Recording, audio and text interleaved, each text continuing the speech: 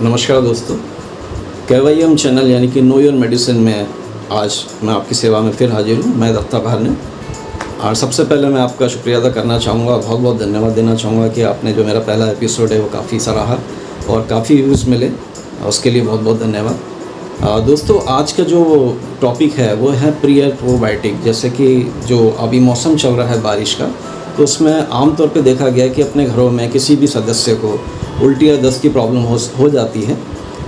उसका वजह रहती है कि जो हम जंक फूड लेते हैं मार्केट में, स्ट्रीट फूड कभी खा लेते हैं, या कुछ खाने में गलत आ जाता है, इवन घर में भी कुछ गलत खाने में आ जाता है, या हम पानी पीते हैं, कई बार दूषित पानी पीने में आ जाता है। भले ही आज की डेट में सभी घरों में आरओ या सारी सुविधाएं, वाटर फिल्टर सब अवेलेबल है, उसके बावजूद भी कहीं ना कहीं इन्फेक्शन होने के चांसेस रहते हैं।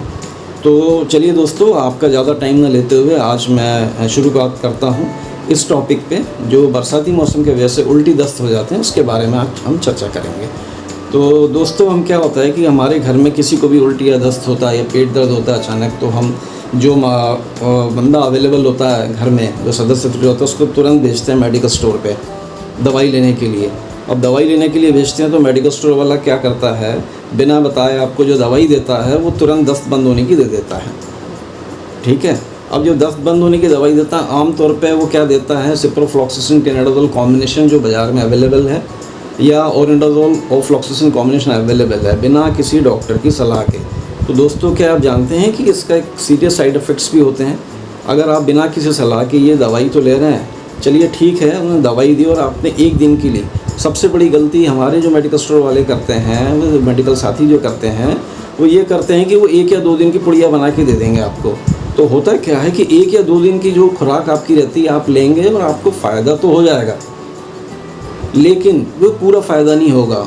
फिर से अगर आप देखेंगे उसको 5 या 10 दिन बाद आपको फिर से वही शिकायत शुरू हो जाएगी। तो दोस्तों, मेरा ये कहना है कि आप जब भी ये दवाइयाँ लें, ये डॉक्टर के निर्देशानुसार ही लें और डॉक्टर को पहले बताएं। ज़रूरी नहीं है कि ये डॉक्टर हमेशा आपको बॉटल लगा दे या आपको एडमिट करा दे, लेकिन डॉक्टर आपको सही सलाह देंगे और सही दवाई लिखेंगे। आपकी जो प्रवृत्ति है, आपकी जो कफ कारक प्रवृत्ति, शीत कारक प्रवृत्ति, जो 3 कफ जो वात दोष होते हैं, उसके अकॉर्डिंग वो आपको दवाइयाँ देता है। तो ये मेरा आज का जो चर्चा का टॉपिक है वो बहुत इम्पॉर्टेंट है दोस्तों, कि हम अपने मन से दवाई ना लें, और जिसका 2 दिन की खुराक ले करके उसका फिर से जो रिलैप्स होता है, जो फिर से उसका आगमन हो जाता है बीमारी का, तो ये परमानेंट इलाज नहीं है।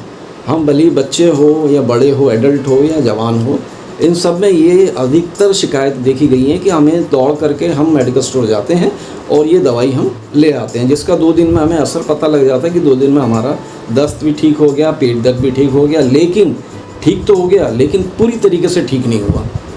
तो इसी वजह से ये बार बार रिलैप्स होता है। तो दोस्तों, मैं कहना चाहूँगा, मैं अपना चिकित्सा वर्ष के जो चिकित्सा जगत का जो अनुभव है उसके आधार पे ये कहना चाहूँगा कि हम एकदम से एंटीबायोटिक शुरू ना करें। मेडिकल स्टोर पे जा कर के जो दवाइयाँ ले लेते हैं वो ना लें, ज़रूरत हो तभी लें, या डॉक्टर से पहले परामर्श लें, उसके बाद ही उसको शुरू करें। और हो सके तो सबसे पहले आप इसका जो प्राइमरी इलाज है, जो एक फर्स्ट एड इलाज जिसे हम कह सकते हैं, कि आप दही ले लें, खाने में दही की मात्रा बढ़ा दें।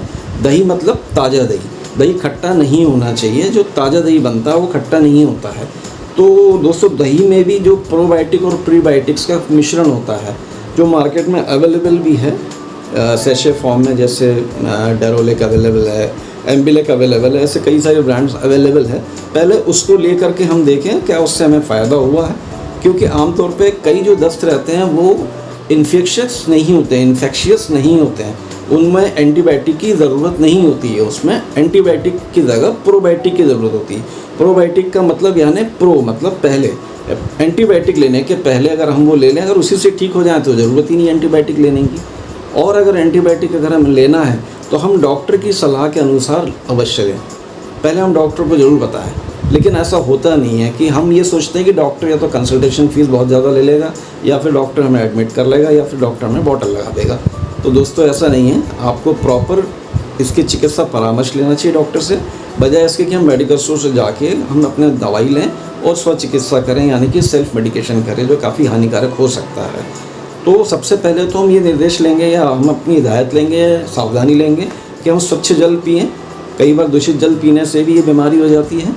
और दूसरी बात, हम दही का सेवन करें, दही का सेवन करें, ताज़े दही का सेवन, मेरा मतलब है ताज़े दही का सेवन। और अगर जिसकी शीतकारक प्रवृत्ति है या जिसको अस्थमा है या खांसी की दिक्कत है या कफ़ का प्रॉब्लम बहुत होता है या हमारे को जैसे कफ बलगम बहुत जल्दी बनता है, उनको दही की सलाह हम नहीं देते हैं, तो उसमें आप प्रीबायोटिक ले सकते हैं। जो प्रीबायोटिक टैबलेट्स बाज़ार में अवेलेबल है वो भी दही में जो मिश्रण रहता है वही उसमें अवेलेबल रहता है। हालांकि लैक्टोबैसिलस स्पोजिनस है, लैक्टोबैसिलस सर्विसी है, सैक्रोमाइसिस सर्विसी, सैक्रोमाइसिस गोलार्डी है, ये सारे तत्व हमारे दही में उपलब्ध होते हैं। तो या तो आप दही ले लें, या अगर आपको ठंडक की प्रॉब्लम है या शीत का कारक आपकी प्रवृत्ति है तो आप वो बाज़ार से प्रोबायोटिक ले लें, तो हो सकता है कि उससे आपको आराम पड़ जाए एक दिन। और अगर बाय द वे आराम नहीं पड़ता है आपको, तो आप ज़रूर अपने चिकित्सक से परामर्श लें और उचित दवाइयाँ लें। वो दवाइयाँ अगर आपको सूट कर जाएं, और आपको काफ़ी अच्छी सूट करेगी, क्योंकि डॉक्टर बेहतर तरीके से जानता है कि आपको क्या दवाई देनी है। तो आज की जानकारी में इतना ही बहुत है, और मैं उम्मीद करता हूँ कि जानकारी आपको पसंद आई होगी। और अपना आशीर्वाद आप बनाए रखें और लाइक करते रहें वीडियो, और ऐसी मैं तथ्य जानकारी जो मौसम के अनुरूप है वो मैं आपको देते रहूँगा। धन्यवाद, नमस्कार।